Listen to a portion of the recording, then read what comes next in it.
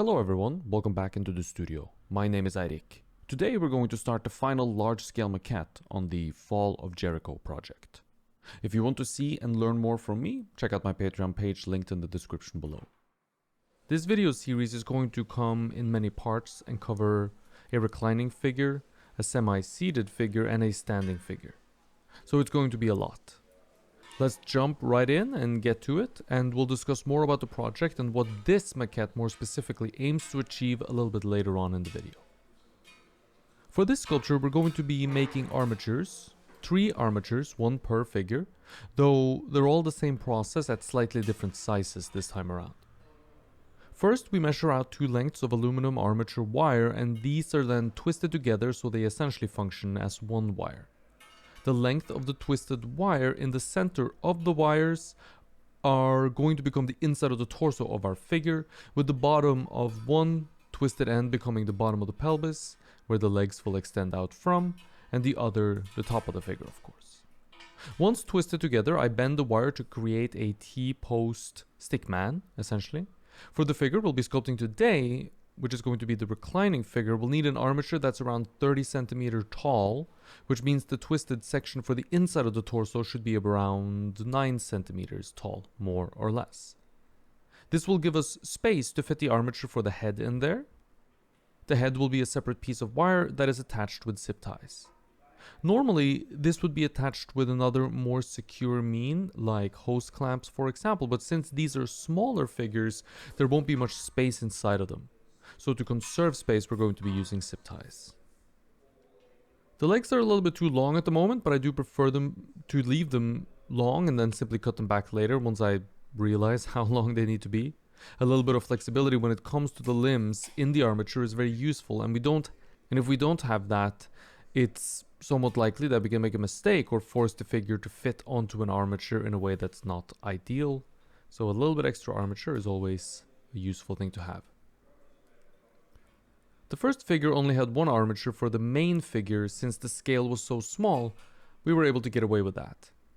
Here, the scale is double that. It's, in other words, quite a bit larger. The overall piece is going to be about 40 centimeters tall as compared to 20 in the first one. And in some ways, this is pretty much a test run for what we're going to be doing with live models later. So I want to test out some ways of going about it.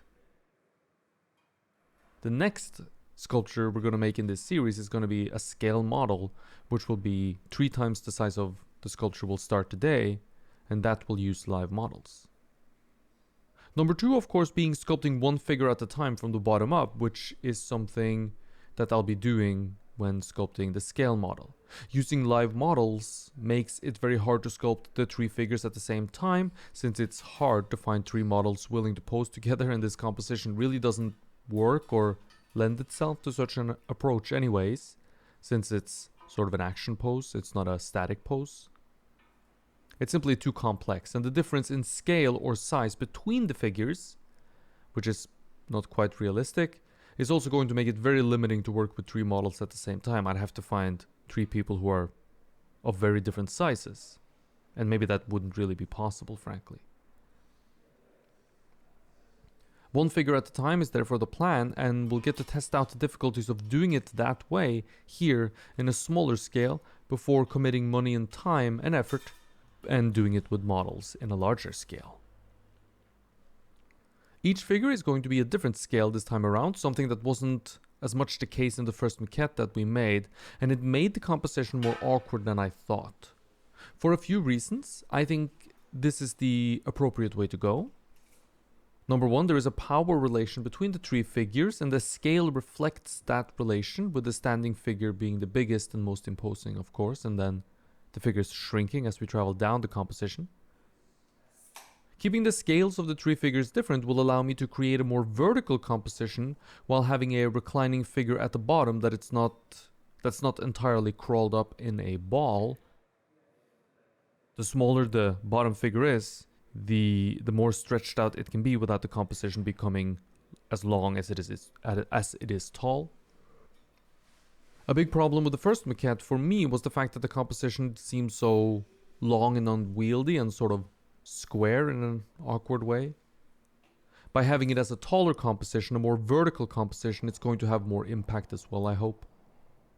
When I use live models for the next scale up, I can scale each model to the scale of the figure that they're representing. So let's say a model is 180 centimeters tall, he will then be about 50% life size for the reclining figure that we'll be making today. And if he's taller, like 187, then maybe he'll only be 47% life size if he poses for the reclining figure. So the scale of the model in relationship to his realistic scale is really determined by the size that I want him to be in the sculpture.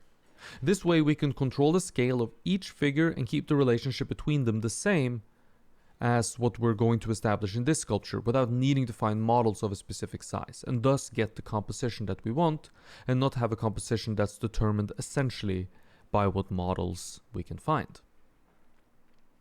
Here we have all three figure armatures on the table so you can see the difference in scale that we're talking about. The feet are going to be marked with a marker as a rough measurement. This is not because, for sure, this is where the legs will end, as you'll see today. I actually have to adjust the length of the legs, but it's roughly where I plan for them to be from the beginning at least, and this gives me a place to start, which I always prefer to have in the armature itself. I find making decently thought out measurements in the armature is a pretty good way for getting a figure to happen a little bit quicker. We'll be working on the lowest figure in the composition today, the reclining figure, which is the smallest figure and the one at the bottom, which is essentially the most elaborate base decoration you can possibly imagine, which might end up being a waste of time, but we'll see. The armature have also been wrapped in thinner wire, which helps the clay grab onto the armature and keeps it from sliding around and behaving poorly. I would strongly recommend this step, as without it, the clay simply won't cling to the armature wire well, and sculpting becomes a massive drag where you have to fight it. All the sculptures I make, and especially in complex compositions like this, I'm going to be making to make full figure armatures and then test out the pose and composition in a raw armature format first. I want to test and see how they fit together, what the proportions look like in the raw wire form, and how they are going to be mounted to the base in relationship to each other also, which might impede where some of the sculpture can be observed from or where I can work from, for example. For me, it's a vital step of pre-visualization, which lets me get a better understanding of what it is that I'm about to try and sculpt. Here, it's even more important since the three figures are going to interact with each other. So they can't interact, so if they can't interact as raw wire, then they certainly won't be able to interact when there's clay up there, eating up a lot of the space available to us. I'm not going to mount all three armatures to the base right away, because that's going to be very difficult to work around, and the plan is to sculpt one at a time anyways. Therefore, I'll only be mounting the one that I will be sculpting today permanently to the base. And it's mounted in a pretty simple fashion. I drill a hole in the wooden base and a separate piece of thicker armature wire is bent and attached to the figure armature using another zip tie. This wire is then inserted into the base and glued in place permanently using epoxy glue. I could have waited with doing things for sure, but I decided to glue it in place to make it very secure from the beginning, which makes it easier to work on. And makes sculpting a bit more comfortable, frankly. The mounting solution for all the figures are worked out roughly here. There certainly could be changes made later once the clay gets up there and things might need to move. Things usually do change when the clay gets up there, but this is more than enough for a good start for me. The reclining and kneeling figures will be mounted using epoxy and wire into the base, and the third standing figure is mounted using an external armature solution, which we'll talk more about in a future video once we start sculpting that figure. That's it for today's video. Next time we return to this project, we'll get into sculpting the reclining figure. If you want to see and learn more from me, check out my Patreon page linked in the description below.